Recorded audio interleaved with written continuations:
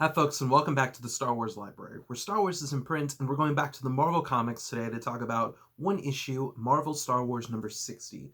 Now, you can find it here in the A Long Time Ago, Volume 4, Screams into the Void trade paperback. We're still going through this, and this is the issue right here, issue number 60.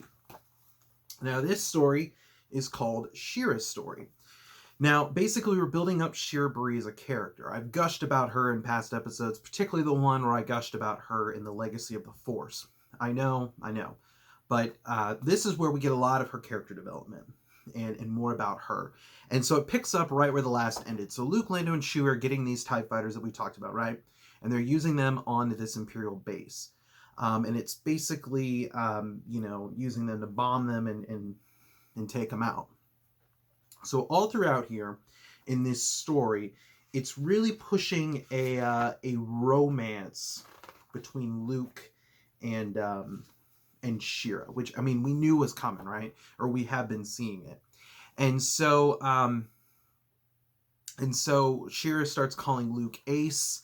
There's a part where Leia's like, well, I don't know if you should go on this mission together. And Luke's like, well, after all, she's a good warrior, and I got nothing scheduled. How about we go do it? And Leia's like, but, and she's like, and so Leia's like jealous, or I take it she's more cautious, more wary of Shira than Luke is. To me, that's kind of how I take it. But again, it's kind of like, what the poo are you trying to get at here?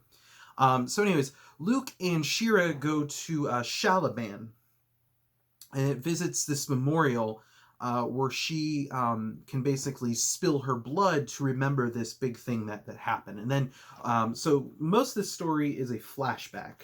It flashes back to Shira and kind of gives her more of an origin story. And so basically, the backstory is of Shira. She lived there as a little kid, and then these nomads showed up and they trapped the people. And then the Empire came and basically destroyed the entire place. So Shira is basically on her own for a while and then eventually joins the rebellion. It kind of gives a little bit of background for Luke, but more so for us as the audience. And then, of course, she will go on to be an Imperial spy. So at the end of the day, is Marvel Star Wars issue 60, is this story in here, is this an essential read? Yes, absolutely. I think that this is definitely an essential read for the Marvel readers, for the Marvel Comics readers that we have. And I would even make the argument that it's even good for modern readers as well. I think that this is going to be a great segue into seeing Shira later on in Legacy of the Force, which is such a important book series, not only in the Star Wars universe, but for the Skywalker and Solo family. So I think that this is a good way to see her and to really get to know her, so that when we do get to that big, those big novel series, we already have an established, understanding of Shira, and we understand why she's doing these things.